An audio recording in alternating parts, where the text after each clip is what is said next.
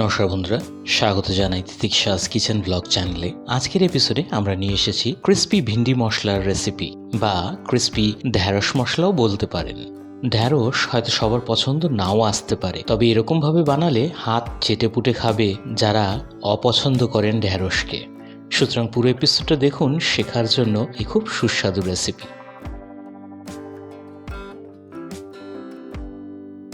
এটা বানানোর জন্য আমরা প্রায় 250 গ্রামের মতন ঢ্যাঁড়স নিয়ে এটাকে 3 টুকরোয় কেটে নিলাম।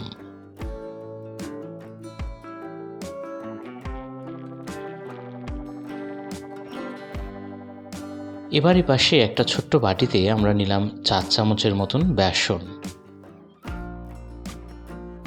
এই বেসনগুলোতে দিলাম হাফ চামচের মতন নুন, সামান্য একটু জিরে, তার সাথে দেওয়া হলো হাফ চামচের মতন লঙ্কা পাউডার, একটু হলুদ আর সামান্য একটু হিং। তার সাথে জল দিয়ে এটাকে একটা গাঢ় ব্যাটারের মতন তৈরি করে নেবেন। এগুলোর মধ্যেই আজকে চুবিয়ে বানানো হবে ক্রিস্পি ভিন্ডিগুলো বা ক্রিস্পি ঢ্যাঁড়সগুলো।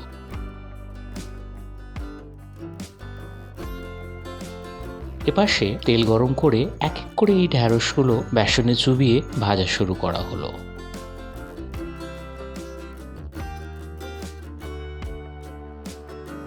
বড়দের সাথে সাথে বাচ্চারাও কিন্তু খুব স্বাদ নিয়ে খাবে এরকম বানানো ঢ্যাঁড়সের সবজি।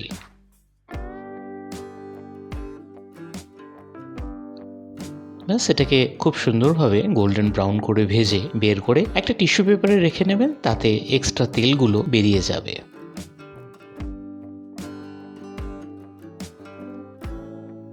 এবার প্যানে নেওয়া হলো প্রায় 2 চামচের মতন সর্ষের তেল। তেলটা গরম হলে আমরা দিয়ে দিলাম 3টে শুকনো লঙ্কা আর হাফ চামচের মতন জিরে ফোড়ন। এইটা জানি না কেন তবে রেকর্ড হয়নি। একবার ফোড়নটা হয়ে গেলে দিয়ে দেওয়া হলো একটা কুচনো পেঁয়াজ, সাথে 1 চামচের মতন রসুন কুচি। পেঁয়াজ আর রসুন কুচিটাকে লাল লাল করে ভেজে নিয়ে দিয়ে দেওয়া হলো 2 থেকে 3টে লঙ্কা কুচি আর একটা টমেটো কুচি। এগুলোকেও একটুক্ষণের জন্য ভেজে নিতে হবে। দিয়ে দেওয়া হলো সামান্য একটু হলুদ, হাফ চামচের মতন লঙ্কা পাউডার আর 1 চামচের মতন ধনে জিরে পাউডার। এবার এই মশলাগুলোকেও একটু ভেজে নেবেন। দেওয়া হলো হাফ চামচের মতন নুন, সামান্য একটু জল যাতে মশলাগুলো পুড়ে না যায়। জল দিয়ে মশলাটাকে কষানোর মতন ভেজে নেবেন। ঢাকনা লাগিয়ে ছেড়ে দেবো 2 মিনিটের জন্য।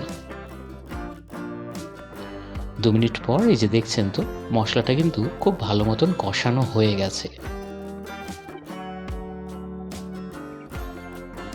এভাবে করে মশলাটা কষিয়ে নিয়ে দিয়ে দেওয়া হলো হাফ চামচের মতন চাট মশলা। রেসিপিটা টক ঝাল নোনতে হলেই তো মজা আসবে, তাই না? এবার এই ভাজা ঢ্যাঁড়সগুলো এটার মধ্যে দিয়ে খুব ভালো মতন মিলিয়ে নেবেন, প্রায় মিনিট 1 থেকে 2 এর মতন। এটাকে মেলানোর সাথে সাথে ভেজে নিতে হবে যতক্ষণ প্রত্যেকটা ঢ্যাঁড়সের গায়ে ভালো করে মশলাটা না লেগে যায়। ব্যাস, মুঠভর কুচনো ধনেপাতা দিলেই আমাদের রেসিপি একদম কমপ্লিট। একদম নতুন রেসিপি, বাড়িতে নিশ্চয়ই বানিয়ে ট্রাই করবেন। এটুকুই ছিল আজকের ভিডিওটা। আশা করি ভিডিওটা আপনার ভালো লাগলো। ভালো লাগলে একটা লাইক করে দেবেন। সাবস্ক্রাইব করুন এই চ্যানেলটাকে এরকম অনেক ইন্টারেস্টিং ভিডিও ভবিষ্যতে দেখার জন্য। এই ভিডিওটা দেখার জন্য অসীম ধন্যবাদ।